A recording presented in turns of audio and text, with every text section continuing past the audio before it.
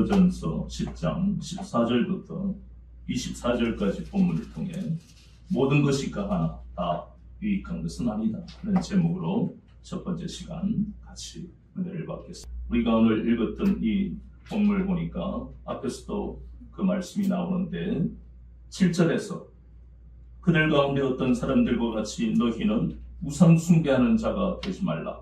그리고 오늘 읽었던 본문의 14절도 우상 숭배하는 일을 피하라. 성경은 이렇게 말씀합니다. 계속해서 바울을 통해 왜 반복적으로 말할까? 우리말의 표현 중에 강조를 하는 여러 가지 방법이 있습니다. 직접적으로 하지 마라 이렇게 강조하는 방법도 있고요. 그리고 오늘 본문처럼 반복해서 2번 이상 반복하는 것도 강조입니다. 좀 이렇게 해라고 저렇게 해라고 집안에 살림을 하는 어머니들이 아내들이 바쁘니까 한 번 이야기해서 못 듣거나 안 들으면 또 여러 번 이야기. 반복은 그만큼 강조 중요하기 때문이다. 그럼 여기에 나오는 이 강조점은 왜 8장부터 9장, 10장, 11장 1절까지 이렇게 석장에 걸쳐서 왜 이렇게 계속해서 우상과 우상, 특히 우상의 제물을 말씀하고 계시는가? 그래서 오늘 이 시간, 다음 시간에서 완전히 결론을 내리는 겁니다. 결론은 한마디로 말해서 하나님이 싫어하신다는 겁니다. 하나님이 기뻐하시지 않는다는 겁니다. 그것은 제2계명을 어기는 거잖아요. 하나님 외에 다른 신을 섬기지 마라. 들으면 되잖아요. 하나님이 우리를 지으셨고 하나님이 우리를 이 땅에서 인도하시고 하나님이 또 우리를 천국으로 갈 수 있도록 은혜를 베푸시잖아요. 그러면 그분 한 분 하나님만 섬기면 되는데 이스라엘의 역사는 그렇지 않았다. 그래서 계속해서 강조하는 겁니다. 우리가 히브리서 2장에서 우리가 보았던 것처럼 택함받은 이스라엘 민족이라 할지라도 우상 숭배의 그 끔찍한 죄로 말미암아 그들이 멸망당했는데 하물며 우리는 참 감람나무도 아닌 돌 감람나무지 않습니까? 이방인은. 그런데도 아들까지 내어주셨고 구원이라는 놀라운 은혜를 주셨는데 하물며 너희일까 보냐 이 말이에요. 택함받은 참 감람나무도 그렇게 하나님이 징계하셨는데 그래서 이것은 과거에 한 민족이 우상 숭배했다라는 과거의 사실이 아니고 오늘날도 마찬가지로 하나님이 가장 싫어하시는 것이 우상 숭배다 하는 것을 다시 한번 반복하는 겁니다. 출애굽기 20장 4절에 보면 하나님은 우상 숭배를 금지하고 있습니다. 우상 숭배를 해서는 안 된다고 말씀하고 있습니다. 광야의 이스라엘 백성들은 출애굽기 32장에서 우리가 잘 알다시피 금송아지를 만들었어요. 하나님은 눈에 보이지 않습니까? 때때로 그렇지 않습니까? 우리 어려운 일을 만날 때 하나님은 눈에 보이지도 않고 음성은 들리지도 않고 현실은 눈앞에 보이고 하나님 빼고 다 보이잖아요. 하나님 빼고 다 들리잖아요. 그러니 그 거대한 현실의 장벽 앞에 얼마나 고통스러워하고 살았는지 때때로 우리는 그런 경험을 다 하고 인생을 살고 있지 않습니까? 이스라엘 백성도 마찬가지 아닙니까? 하나님이 홍해를 건너게 하셨다는 것은 다 기억하고 있어요. 다 알고 있습니다. 체험을 했습니다. 직접 체험했습니다. 그러나 그들의 앞에 펼쳐진 것은 끝없이 가도 끝이 없는 사막이고 끝이 없는 광야입니다. 거기에 무슨 먹을 게 있습니까? 거기에 무슨 아프리카 초원처럼 막 짐승을 잡아먹고 고기 먹고 그럴 수가 없는 곳입니다. 사막에 뭐가 있습니까? 정갈이나 있지. 그러한 끝없이 펼쳐진 그 길을 걸어갔던 그 사람들을 우리는 이해해야 합니다. 인생이 그렇다는 것 아닙니까? 인생이 끝없이 펼쳐지는 어떤 사람에게는 물질의 고통, 어떤 사람에게는 질병의 고통, 어떤 사람에게는 인간 관계의 고통, 말할 수 없는 고통이 각자에게 다 있는 겁니다. 언제 끝날지 아무도 모릅니다. 우리는 그 인생을 결정할 수 있는 결정자가 아니니까. 그래서 우리는 이 이스라엘 백성들이 이해가 되는 겁니다. 그러나 하나님은 이해하고 말아야지. 그래서 우리는 그것을 합리화시켜서는 안 된다. 그들이 이해가 되니까, 안 보이고 안 들리니까 애굽에서 하던 버릇대로 금송아지를 만들고 그 제단을 섬기고 거기에서 나오는 음식을 먹고 술을 마셨던 겁니다.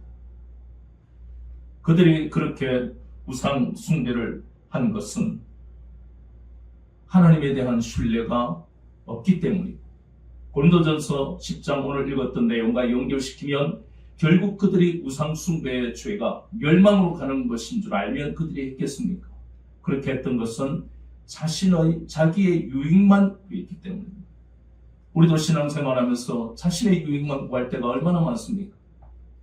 하나님이 나를 건져주시고 인도하신 건 알지만 지금은 내가 내 문제를 아무도 모르고 내 힘으로 해야 돼.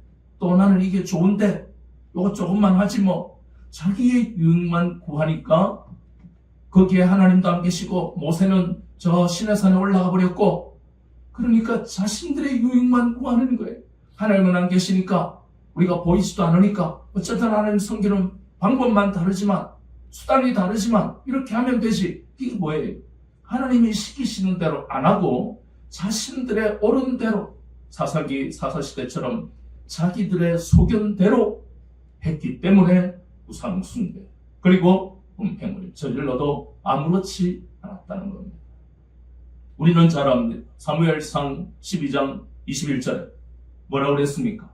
우상은 아무것도 아니라고 그랬습니다. 헛된 것이다 그랬습니다. 그것을 고린도교회의 일부 믿음이 강한 사람들은 알고 있었습니다. 성경의 바른 지식을 가지고 있었기 때문에. 그런데 뭐가 문제냐? 고린도교회에는 믿음이 강한 사람들은 소수고 대부분이 믿음이 연약한 자들입니다. 그래서 우리가 고린도교회는 조금 이따 보기로 하고, 계속해서 우리는 출애굽한 이스라엘 백성들이 이렇게 하나님 앞에 우상을 섬기고 재물을 먹었던 것은, 그것은 하나님 앞에 큰 죄가 되는 것입니다. 우상 숭배를 다시 한번 우리는 고린도전서 8장부터 10장까지를 보면서 심각하게 받아들이는 계기가 되어야 합니다. 사무엘상 12장 21절 말씀처럼 우상은 아무것도 아닙니다. 헛된 것입니다. 그러나 문제는 출애굽한 이스라엘 백성들이 그것을 아는 성경의 지식도 없었고, 그들은 우상의 제물을 먹고 우상의 제물을 바치고 그 제단에 참여해서 제사를 드렸다는 겁니다. 이것은 고린도전서 말씀을 출애굽기 32장과 연결시키면 바로 이것이 누구에게 하는 것이라고요? 귀신에게 하는 것이다. 분명하게 말하고 있습니다. 그러니까 금송아지는 눈에 보이지만 배후에는 뭐가 있다고요? 귀신이 있고 그 너머에는 마귀가 있다는 겁니다. 마귀가 홍해를 건너서 약속의 땅으로 가는 그 출애굽한 이스라엘 백성들을 가만히 두지 않고 미혹시켜버리는 겁니다. 야들아, 애굽에 있을 때 봐라. 금송아지를 만들면 되지. 하나님이라 생각하면 되지. 수단이 문제냐. 마귀의 미혹에 넘어갔다는 겁니다. 마귀의 그 유혹에 넘어가 버렸습니다. 그래서 우상 숭배를 했던 겁니다. 그래서 본문에 나오는 그 말씀으로 보면 결국 이것이 고린도전서 10장 20절과 21절, 이것이 바로 귀신에게 하는 것이다. 이것을 우리는 우상 숭배다 이렇게 말씀하는 겁니다. 문제는 여기에서 끝나는 문제가 아닙니다. 뭐 사람이 실수할 수 있지, 그 정도야가 아닙니다. 왜 고린도전서 이 8, 9, 10장에 걸쳐서 말씀하고 있느냐 하면, 이것이 가장 심각한 문제, 가장 중요한 문제이기 때문에, 이건 실수 정도가 아니고 바로바로 회개하지 않으면 이 이스라엘 개인이나 공동체가 어떤 역사를 가지는지 우리에게 본보기가 된다고 바울을 통해 주님 말씀하셨잖아요, 지난 시간에. 그러니 결국 그들의 역사를 보니까 잠깐 한번 말씀 찾아보면 호세아서 말씀에 어떤 말씀이 있는지 한번 봅니다. 호세아서 10장 구약성경 1265쪽에 구약성경 1265쪽에 호세아서 10장 2절에 보면 그들이 두 마음을 품었으니, 이때 두 마음은 하나님과 우상, 이 두 마음이란 말입니다. 두 마음을 품었으니 이제 벌을 받을 것이라. 하나님이 그 제단을 쳐서 깨뜨리시며 그 주상을 허시리라. 이것은요, 출애굽한 이스라엘 백성들의 출애굽기 32장 만의 사건이 아니라 사사시대, 또 왕국시대, 분열시대, 로마의 그런 지배에 끊임없이 하나님 앞에 자기의 조상들이 실패했는데도, 망했는데도, 그 조상들이 하나님 앞에 징계를 받았는데도 그 후손들은 또 되풀이하고 되풀이합니다. 이제 우리끼리 하는 말로 바보 아니야? 바보 아닙니까 도대체? 아니, 자기의 아버지와 할아버지가 우상 숭배하다가 징계받고 망했는데, 집안이 절단이 나고 죽었는데, 끔찍하게 죽었는데, 또 그 아들과 자손과 자손의 자손들이 또 우상 숭배하고, 이 바보 아니면은 이렇게 할 수가 없어요. 그래서 여기에 영적 세계의 비밀이 있습니다. 상식적으로는 이런 일은 불가능합니다. 앞선 사람이 실패했으면 우리는 그 전철을 밟지 말고 잘합시다, 이렇게 되는. 영적 세계라는 것은 우리 힘으로는 힘든, 마귀의 그 능력이 얼마나 강한가 하는 것을 왜 인식을 해야 합니다. 우리가 예수님을 믿기 전에는 이미 우리는 마귀의 밥이 되어 있었잖아요. 요한복음 8장 44절. 우리는 거짓 세압인 마귀의 종으로 살아가고 있었습니다.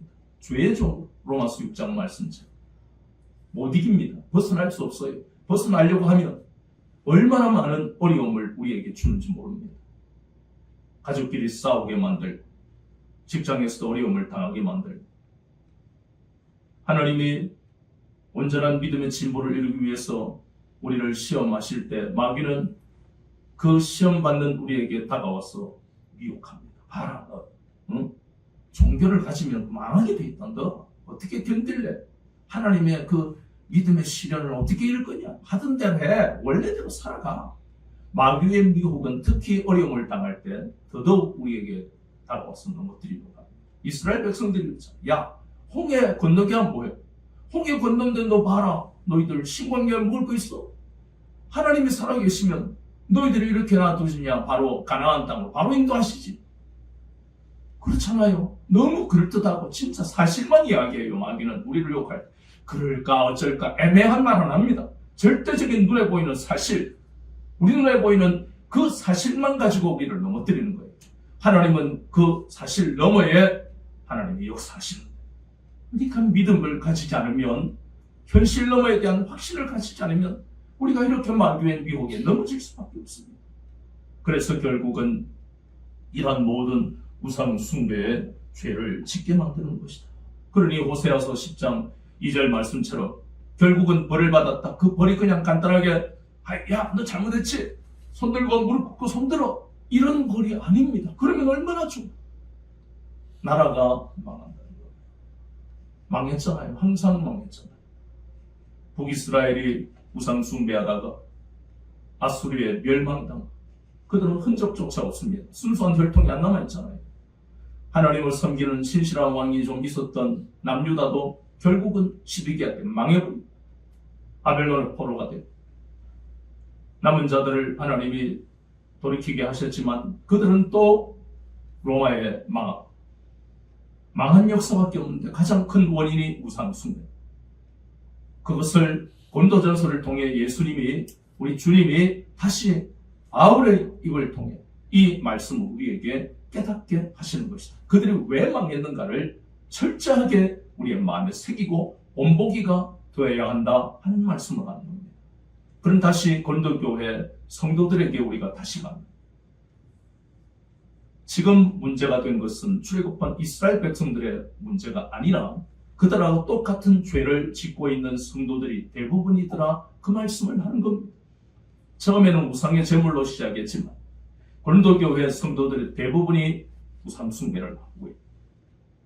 그 말은 믿음이 강한 자들은 소수고 대부분 믿음이 연약한 자들이, 또 그걸 더 구체적으로 말하면 고린도 도시라는 도시의 특성을 우리가 계속 보고 있는데, 이 도시는 우상의 제물을 갖다 바치고 그 제단에 참여하는 것은 아무렇지도 않았습니다. 우리 아들 잘 돼야지, 우리 딸 잘 돼야지, 우리 자식들 요번에 취업해야지, 비나이다 갖다 놓고, 돼지 머리를 갖다 놓든 뭘 갖다 놓든 값비싼 걸 갖다 놓든 전부 비나이다. 요번에 우리 아들 딸 결혼시켜주세요, 부자와 결혼하기를 원합니다, 비나이다. 이게 몸에 배어있다. 그렇게 살던 사람들이 고린도 교회에 들어와서 갑자기, 이야, 내가 하나님과 우상을 교만히 섬길 수 없는 거예요, 다 끊어집니까? 우리 과거의 옛 습관과 옛 생활은 단숨에 다 끊어지는 게 아닙니다. 특별히 우상 앞에 절을 하고 우상을 섬기고 재물을 먹던 그 습관이 오래된 이 고린도 도시의 사람들이 바울을 통해 혹은 복음 전도자들을 통해 구원받아 하나님의 자녀가 되어서 고린도 교회를 다니고 있는 겁니다. 그런데 우상의 재물, 요번에 요번에 너그 할아버지 기일인 거 알지?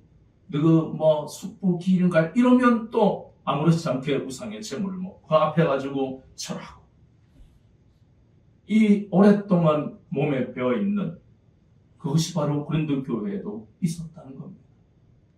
그래서 이러한 습관으로 인해서 결국은 바울이 이렇게 교훈하고 있는 겁니다. 근데 이런 것은요, 굳이 우상 숭배라는 표현을 안 하더라도 각 나라마다 샤머니즘이라는 게 있습니다. 무속신앙이라고 하는 겁니다. 고린도 도시에는 그들만의 샤머니즘이 있었겠죠. 그것은 직접적으로 그들이 섬기는 신들이 하도 잡탕이 많으니까, 어느 가정은 이 신, 어느 가정은 저 신, 잡신들을 섬기니까 그 신들이 영향을 미치는 것에 대한 그 영향력 하에 있다 보니까 교회 다녀도 그것을 끊기가 쉽지 않잖아요. 그것을 우리는 샤머니즘이라고 합니다. 무속신앙이다. 우리나라에도 그거 많잖아요. 오랫동안 우리 아버지와 아버지의 아버지가 가졌던 그것이 다 우리도 모르게, 우리는 배운 적이 없는데도 우리 모습이 남아있는 거예요. 집단 잠재의식이라고 하는 거예요. 그 집단 잠재의식이 내려왔기 때문에, 대한민국에 살기 때문에, 그래서 우리만의 샤머니즘이, 예를 들어 결혼식을 앞두고 있는 사람이 장례식에 가면 안 좋아, 재수 없어, 이 다 샤머니즘이에요. 그리고 밤에 손톱 깎고 발톱 깎으면 귀신이 나와, 밤에 빗자루 가지고 마당 쓸면 복이 나가는 거야. 그리고 우리가 가장 많이 들었던, 밥 먹다가 이제 재수 없게 다리 떨고 있어, 다리 떨면 복 나가는 거야. 이런 모든 것이 바로 샤머니즘입니다. 이 샤머니즘은 우리가 예수님을 만나기 전에는 우리도 모르게 우리의 생각에 배어있는 것들, 그걸 떨쳐버려요. 이 고린도 교회에도 그러한 우상 숭배와 샤머니즘이 얼마나 깊이 뿌리를 내리고 있는지 모릅니다. 그래서 끊임없이 바울은 이 교회에 말씀과 성령의 인도를 받도록 얼마나 중보 기도를 하고, 에베소에 우리가 잘 알다시피 눈물로 겸손으로 3년을 넘도록 섬긴 그 각 교회마다 안 그랬겠습니까? 대충 알아서 신앙생활 알아서 하세요, 성령님이 알아서 하시겠지, 이런 무책임한 사역자가 아니었다는 겁니다. 정말 힘을 다했어, 마음을 다했어. 특별히 현상들을 보고 고린도 교회의 수없이 많은 문제들을 보고 있어. 여기에 특히 8장부터 10장까지 나오는 이 내용 앞에서 바울은 끊임없이 말씀으로 교훈하고 돌이키고, 잘못된 습관을 먼저는 깨닫고 그건 버려야 되는 것이다, 하나님이 기뻐하시지 않는 것이야, 그건 아무 의미 없어, 우상은 아무것도 아니야, 사무엘상 12장 21절 봐, 아무것도 아니야, 이사야서 41장 29절에도 보면 아무것도 아니야, 헛된 것이야, 가르치고 또 가르치고 끊임없이 가르치는 거예요. 그래서 복음은 반복되는 겁니다. 같은 말이 계속해서 같을 수밖에 없죠. 예수님 믿어야 합니다. 회개해야 됩니다. 예수님 믿어야 합니다. 회개해야 됩니다. 세상은 새롭잖아요. 순식간에 어제 알았던 지식은 쓰레기통에 들어가 버려요. 그러한 것들도 우리에게는 잘못된 습관이에요. 그런 세상의 때가 묻어서 교회에 오니까 에이 또 오늘 또 똑같은 말하고 내일 또 똑같은 말하고 이게 뭐예요? 이 좀 죄라는 겁니다. 하나님의 말씀이 달라지면 어떻게 해요? 똑같이 하나같이 한마디로 우리는 죄인인 하나님이 전적으로 우리에게 긍휼을 베풀어 주셔서 우리가 그 은혜로 살아간다. 그 말씀인 거예요. 그 큰 주제 속에서 구체적인 하나하나 같을 수밖에 없지요. 우리는 죄인이고 회개해야 되고 하나님의 은혜를 베푸셔야 우리는 살아가고 이게 반복될 수밖에 없는 거예요. 이게 듣기 싫으면 뛰쳐나가는 거예요. 그럼 결국 그 인생은 결국은 망하는 겁니다. 내 전에 예수 믿은 그건 과거고 현재 진행형 끊임없이 우리는 그런 마귀가 너 그만큼 신앙생활 했으면 됐다 이제 그만해. 그 했던 말 또 듣네. 마귀는 끊임없이 우리 속에 비집어 들어올 틈을 노리고 우리에게 온 겁니다. 여러분 직장 생활하는데 이 정도 했으면 사장이 알아서 월급 주겠지. 일 안 해도 집에 있으면 재택으로 있으면 월급 그런 게 어디 있습니까? 끊임없이 일하잖아요. 지난달에 반복했던 일인데 또 하잖아요. 근데 인간이 얼마나 악합니까? 지난주에 들었다고 또 같은 말을 듣는다고 하는 그건 악한 겁니다. 인간이 우리는요 선한 게 없어요. 그래서 우리는 끊임없이 회개해야 됩니다. 하나님의 말씀이 살고 운동력이 있어야 하는 이유는 우리가 악하기 때문에 그 말씀이 살아있어야 우리 속에 악하고 더러운 것을 깨뜨려버리고 태워버릴 수 있는 것입니다. 그래서 고린도교회 사람들을 향해서 바울이 교훈하는데 그 결론이 이제 곧 나타납니다. 다음 시간이면. 그리고 이번에도 우리가 두 가지입니다. 첫 번째 하나는 우상 숭배, 우상에 대한 성경의 바른 지식을 가져라. 이것이 첫 번째, 이 석장에 걸친 아주 많은 분량의 이 내용. 첫 번째는 우상에 관한 지식. 사무엘상 12장 21절 아무것도 아니다. 이사야서 41장 29절에 아무것도 아니다. 그걸 알아라. 그 다음에 이 우상에 관해서 알아야 될 건 출애굽기 20장 말씀. 우상 숭배는 해서는 안 된다. 두 번째 바울이 결론 내는 것은 앞에서 우리가 보았잖아요. 우상은 아무것도 아니다. 6장에서도 모든 것이 강하나 모든 것이 유익한 것은 아니다. 8장에서 또 바울은 자기가 포도주를 마실 수 있다. 로마서 14장에 보면 포도주 마실 수 있다. 그리고 사도로서 자신이 목회를 위해서 물질이 필요하고 그걸 받을 권리가 있다. 그리고 나는 믿음이 강한 자이기 때문에 우상의 재물을 먹어도 이게 아무것도 아니기 때문에 먹어도 된다. 그런데 그 모든 자유를 버렸다고 했습니다. 어린 영혼에 실족하지 않도록 더 많은 영혼을 구원하기 위해서 분명하게 가치관을 가지고 걸어가는 사람이잖아요. 그래서 우리는 그 말씀을 통해서 그가 하는 이유는 교회가 어느 교회든 간에 믿음이 강한 자는 소수고 대부분이 믿음이 연약한 자예요. 그래서 그 교회 공동체, 그 공동체의 사랑과 화평으로 덕을 세우기 위해서다. 그래서 이 두 가지가 바로 석장에 걸친 많은 분량의 두 가지 결론이다. 그래서 우리가 한 번 더 다시 짚어보면 믿음이 강한 자들은 진리 안에서 자유하잖아요. 요한복음 8장 32절, 로마서 8장 1절 2절, 갈라디아서 5장 1절, 디모데전서 4장 4절에 감사함으로 먹으면 버릴 것이 없다. 그럼 아무거나 다 먹어도 되고 가져도 되는 거예요. 그러나 그러한 생각을 가졌던 고린도교회의 믿음이 강한 자들 대부분이 소수인데도 그들은 믿음이 연약한 자들 앞에서 우상의 재물을 먹음으로 말미암아 믿음이 어린 자들이 실족했다고 그랬지요. 그건 엄청나게 큰 죄라고 예수님 말씀하셨어요.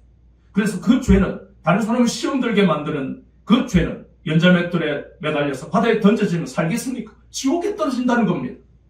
내가 다른 사람을 시험 들게 했다면 회개해야 되는 이유가 거기에 있습니다. 끔찍한 죄입니다. 그래서 그 죄에 대해서 지적을 하면서 믿음이 강한 자는 믿음이 연약한 자들을 위해서 자신의 유익을 구할 것이 아니라 자신의 유익을 제한할 필요가 있다. 그 말씀을 하는 거예요. 오늘 본문에 읽었던 그 10장 23절에 나오잖아요. 모든 것이 가하나 모든 것이 유익한 것은 아니다. 그러니까 다시 한 번 더 우리가 이 제목을 가지고 이스라엘 백성들을 보니까 이스라엘 백성들에게 이제 더 이상 430년 동안 종살이가 이제는 끝나니까 모든 것이 가한 거예요. 야, 우리 자유인이 되었다. 이제 우리 하고 싶은 거 다 할 수 있다. 얼마나 기뻤겠어요.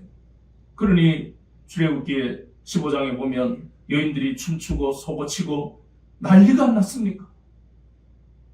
그런데 그들은 그러한 자유를 얻었는데 우상 숭배라고 하나님이 자유를 주신 게 아니잖아요. 그건 자신들의 유익이잖아요. 모세도 없고 하나님도 눈에 안 보이니까 자신들의 유익을 위해서 우상 숭배한 거예요.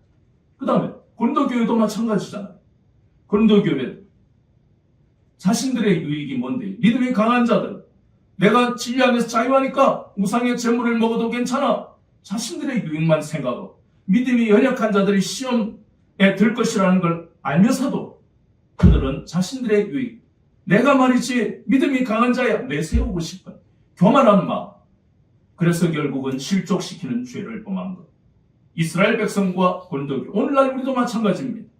굳이 이야기하잖아. 자신의 유익만을 구하면 우상 숭배하게 되고 음행하게 되고 우만불평하게 되고 싸우게 되고 다른 사람 무시하고 교만하게 되고 그 모든 죄, 실수할 수 없는 죄, 하나님의 징계를 받는 죄들을 저지르게 되어 있다는 겁니다. 그래서 오늘 말씀은 모든 것이 가하다, 진리 안에서 가한 거예요. 가능하다는 겁니다. 그러나 모든 것이 가하지만 우리는 어떻게 해요? 자신의 유익을 제한할 필요가 있다. 왜요? 믿음이 어린 자들이 많기 때문에. 또 세상의 불신자들 앞에서도 조심해야 되니까. 그래서 본문의 말씀을 통해 자신의 유익만을 구하다가 실패한 이스라엘 백성들, 자신의 유익을 구하다가 고린도교회의 많은 사람들을 실족시킨 그 모든 모습을 보면서 오늘날 우리도 마찬가지로 자기의 유익을 제한하고 남의 유익을 구하는 것이 신앙생활이다. 그것이 바로 우리에게 깨닫게 하는 것이고 그것이 바로 덕이라는 겁니다. 덕이라는 것은 막이라는 게 아니에요. 자신의 유익, 할 수 있지만 참는 거예요. 그래서 오늘날 마찬가지로 술 마시면 담배 피우면 지옥 갑니까? 그렇게 설교하는 사람도 있지만 아닙니다. 결코 술 마시고 담배 핀다고 지옥 가는 게 아니에요. 그러나 여기에 나오는 우상의 제물과 똑같아요. 믿음이 강한 자들은 술 마셔도 아무렇지도 않고 담배 피워도 아무렇지도 않고 맞습니다. 그러나 자신의 유익을 위해 술 마시고 담배 피우고 우상의 제물을 먹고 하는 것을 좀 제한할 필요가 있다. 내려놔. 왜? 남의 유익을 구하면서 살아가요. 그것이 바로 믿음이 연약한 자들을 위해서, 그리고 신앙 공동체를 위해서, 더 나아가서는 세상 속에서 영생을 받기로 예정되어 있는 사람을 위해서 우리의 유익을 구하는 것은 진리 안에서 자유하기 때문에 술, 담배도 아무 의미가 없고 우상의 제물도 먹어도 되지만 바울이 그런 모든 것을 내려놓고 포기했던 것처럼 우리도 술, 담배 안 한다고 살아가는데 지장 없고 술, 담배 하면 몸만 나빠지고 우리의 신앙에 집중하기도 힘들고 생각해보세요. 제가 여기 담배 넣고 타고 아이고 집사님 오래간만이다 인사하다가 목사한테서 담배가 툭 떨어졌다. 그 사람 교회 안 나와요. 이게 실족이라는 겁니다. 담배를 피운 그것으로 인해 목사가 지옥 간다가 아니고 그것으로 인해 실족시킨 죄가 어마어마하게 크다. 그 이야기입니다. 우리는 우리의 유익을 구한다고 아무도 뭐랄 사람 하나님도 야단치시지 않습니다. 그러나 신앙생활은 자신의 유익이 먼저가 아니고 남의 유익을 구하는 것이 먼저다라고 성경은 말씀하니까 이 말씀에 순종해야 합니다. 말씀에 순종해야 우리가 복을 받는 거예요. 복을 받는 비결은 한 가지밖에 없습니다. 순종하면 됩니다. 우리의 삶의 지침이 되는, 우리가 과거에 인본주의 상식으로 윤리 도덕으로 살았다면 그것은 두 번째가 되고 이제 첫 번째는 성경 말씀이 우리 삶의 기준이 되는 겁니다. 이것이 곧 하나님이 기뻐하시는 것이고 이것이 곧 우리가 이 땅에서 복을 받는 비결인 것입니다. 그래서 남의 유익을 구하는 것, 그것이 바로 하나님이 기뻐하시는 것이고 다른 사람에게 덕을 끼치는 것이고 공동체에 덕을 세우는 것이다. 이것이 바로 하나님의 영광을 위한 것임을 다시 한번 생각하고, 하나님의 영광을 위해 살아간다는 게 참 때때로는 막연하잖아요. 추상적이고. 그런데 이렇게 배우잖아요, 우리가. 아, 간단하구나. 이제 알겠다. 다른 사람이 예를 들어서 어떤 행동을 교회에서 하더라도 그러면 바로 대놓고 그 사람을 이야기하고 이렇게 하는 것이 아니고, 창피를 주는 것이 아니고, 이왕이면 좀 온유한 말, 또 아니면 아예 다른 사람 없을 때 불러서 하든가, 그렇게 이 모든 조그마한 것들, 우리가 그러한 자세를 가지고 다른 사람의 유익을 위해서, 신앙이 잘하고 있으니까 좀 격려를 해야 되겠다. 이런 거 잘 모르니까 가르쳐야 되겠구나. 또 기도를, 이 부분을 위해서 기도해야 되겠다. 끊임없이 자기의 유익을 위해서 저건 잘못된 것인데 내가 빨리 지적해야지. 이런 자신의 유익을 위해서, 이 교회 공동체가 언제부터 이렇게 물이 흐려져서 이게 아닌 남의 유익. 남의 유익은 여기에 본보기가 되는 것처럼 대부분이 믿음이 연약한 자들이 있는 고린도 교회를 지칭하는 것처럼 오늘날 교회 공동체 대부분이 믿음이 연약한 자들입니다. 그래서 덕을 세울 수 있는 말과 행동이 어떤 걸까 끊임없이 우리는 고민하는, 그것이 바로 남의 유익을 위한 것입니다. 그래서 그것이 우리에게 좋은 습관이 되어야 우리가 세상 속에서 살아갈 때도 그것이 바로 그리스도의 향기를 풍기는 것이고, 그것이 그리스도의 편지가 됩니다. 쉽지는 않습니다. 하나님의 영광을 위한 것이 결코 쉽지는 않아요. 마귀의 공격을 받을 수도 있고, 자신의 과거의 잘못된 습관이 계속해서 남아있을 수도 있고, 결코 쉽지 않습니다. 그러나 성경은 그 길이 쉽다라고 말씀하고 있지 않습니다. 어느 구절에 그 길은 좁은 길이라고 말씀합니다. 쉽지 않다는 겁니다. 그러나 좁은 길이면서 그 길만이 생명의 길이라고 말씀하고 있습니다. 중요한 건 이것입니다. 이 길 외에는 없다는 거예요. 자기의 유익을 구하지 마라. 남의 유익을 구하라. 그러면 그 길을 가면 됩니다. 넓은 길로 다른 길로 가려고 하다 보니까 은혜도 못 받고 복도 못 받는 거예요. 나의 천성과 나의 모든 습관은 나의 것이지만 그걸 고칠 수 있는 사람은 남편도 아내도 자녀도 아닙니다. 부모도 아닙니다. 하나님께 우리가 붙들려야 되는 이유는 우리를 지으신 하나님, 나의 장점은 하나님이 살려주시고 나의 단점은 하나님이 고치시고 하나님만이 우리를 고치실 수 있는 거예요. 저는 어디 상담을 하고 어디 인격이 참 특별한 사람을 만난다고 해서 우리가 변하지 않습니다. 그래서 우리가 하나님께 날마다 붙들려야 되는 거예요. 그건 기도잖아요. 하나님, 내 성질머리가 이렇습니다. 하나님, 내가 왜 이렇게 말이 툭툭 이렇게 나오는지 모르겠습니다. 끊임없이 우리는 회개하고 기도하고, 하나님, 나는 이제 남의 유익을 위해 살기를 원합니다. 내 자신의 유익보다 내가 한번 참고 나 자신의 자유를 제한하기를 원합니다. 바울이 그랬고 많은 믿음의 선진들이 그랬습니다. 나도 그런 삶을 살기를 원합니다. 끊임없이 기도하고 끊임없이 그런 각오를 하면 하나님이 도우시고 하나님이 아름답게 빚어가시는 거예요. 생각도 안 하고 모르고 있으면 여전히 교회 다니면서도 예수님 사람인지 세상 사람인지 똑같아진다. 그래서 우리는 이 말씀을 무겁게 받아들이면서 하나님의 영광을 위한 길이 바로 이런 것이구나 하는 걸 가슴에 새기고, 하나님이 나를 내 가정과 내 교회에 덕을 끼치는 사람으로 빚어가실 것을 굳게 믿고, 또 하나님이 주신 이 한 해 2026년도를 살아가시는 여러분들의 삶이 되시기를 주 예수 그리스도 이름으로 축원합니다.